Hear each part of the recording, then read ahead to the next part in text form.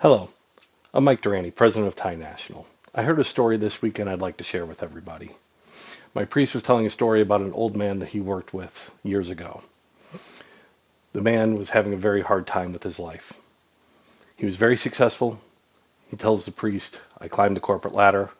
I was extremely successful. I had many children. All of them came out very successful as well.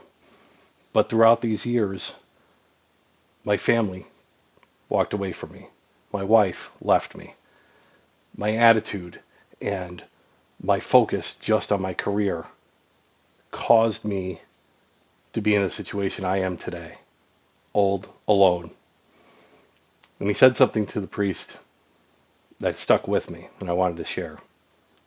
He climbed the ladder, but the ladder was against the wrong wall.